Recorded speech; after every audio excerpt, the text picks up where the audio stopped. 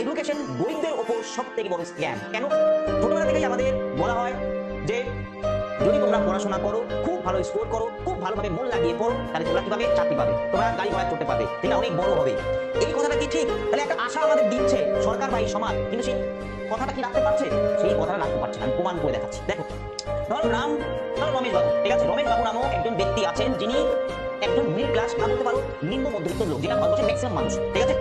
এবার এই রমেশ বাবুর দুটো ছেলে আছে, দুখানা ছেলে, ঠিক আছে? দুটো সন্তান আছে রমেশ বাবুর। রমেশ বাবু প্রতি মাসে ইনকাম করে 15,000 টাকা। আর তোমরা জানো ভারতবর্ষে এডুকেশন ফ্রি হলেও টিউশন খরচা, ঠিক আছে, ছেলে মেয়েদের স্কুলের টিফিন খরচা, তাদের টিউশন পড়ানো, তাদের ড্রেস কিনে দেওয়া, তাদের স্কুলে নিয়ে যাওয়া, সবকিছু মিলিয়ে তোমার 2-2,500 টাকা তো লেগেই যায়, তাই না? তাহলে সেক্ষেত্রে আমি যদি দুটো সন্তান ধরি, তাহলে সেক্ষেত্রে আমি ধরলাম রমেশ বাবু 5,000 টাকা দুটো সন্তানের প্রতি কি করছে? খরচা করছে।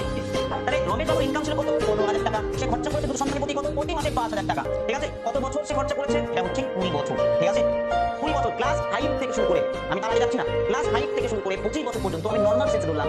এখানে আমি ভর্তি জ্ঞান স্কিমে পড়িয়েছি। সেই জায়গায় 20 বছর যদি এভারেজ ধরি, তার মানে কত? 480 মাস 5,000 টাকা সে খরচা করেছে। 480 মাস মানে কত? 24 লক্ষ টাকা খরচা করেছে রমেশ বাবু তার সন্তানের প্রতি। কেন? কারণ হচ্ছে সে বড় হয়ে চাকরি পাবে, সে গাড়ি ঘোড়া চলবে, তাই না? তাহলে একটা আশা এই সমাজ রমেশ বাবুকে দিয়েছে বা রমেশ বাবুর সন্তানকে দিয়েছে বা সরকার দিয়েছে যে এই টাকাটা 24 লক্ষ টাকা যেটা রমেশ বাবু খরচা করেছে, এই টাকাটা কোথায় গেছে? এই টাকাটা সরকারের কাছে গেছে, এই ইকোনমিক অর্থনীতিতে গেছে, তাই না? সেটা যখন বড় হচ্ছে, কটা ছেলে মেয়ে চাকরি পাচ্ছে আমাকে তুমি বল।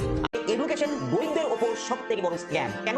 ছোটবেলা থেকেই আমাদের বলা হয় যে যদি তোমরা পড়াশোনা করো, খুব ভালো স্কোর করো, খুব ভালোভাবে মন লাগিয়ে পড়ো, তাহলে তোমরা কিভাবে চাকরি পাবে, তোমরা গাড়ি ঘোড়া চড়তে পারবে, এটা অনেক বড় হবে। এই কথাটা কি ঠিক? তাহলে একটা আশা আমাদের দিচ্ছে সরকার বা এই সমাজ, কিন্তু সেই কথাটা কি রাখতে পারছে? সেই কথাটা রাখতে পারছে না। আমি প্রমাণ করে দেখাচ্ছি। দেখো, ধরো রমেশ বাবু, ঠিক আছে? রমেশ বাবু নামক একজন ব্যক্তি আছেন যিনি একজন মিডল ক্লাস না বলতে পারো নিম্ন মধ্যবিত্ত লোক, যেটা ভারতবর্ষের ম্যাক্সিমাম মানুষ, ঠিক আছে? এবার এই রমেশ বাবুর দুটো ছেলে আছে, দুখানা ছেলে, ঠিক আছে? দুটো সন্তান আছে রমেশ বাবুর।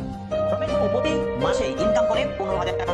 আর তোমরা জানো ভারতবর্ষে এডুকেশন ফ্রি হলেও টিউশন খরচা, ঠিক আছে, ছেলে মেয়েদের স্কুলের টিফিন খরচা, তাদের টিউশন পড়ানো, তাদের ড্রেস কিনে দেওয়া, তাদের স্কুলে নিয়ে যাওয়া, সবকিছু মিলিয়ে তোমার 2-2,500 টাকা তো লেগেই যায়, তাই না?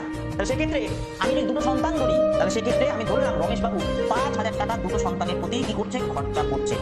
তাহলে রমেশ বাবুর ইনকাম ছিল কত? 15,000 টাকা। সে খরচা করেছে দুটো সন্তানের প্রতি কত? প্রতি মাসে 5,000 টাকা, ঠিক আছে? কত বছর সে খরচা করেছে? এটা হচ্ছে 20 বছর, ঠিক আছে?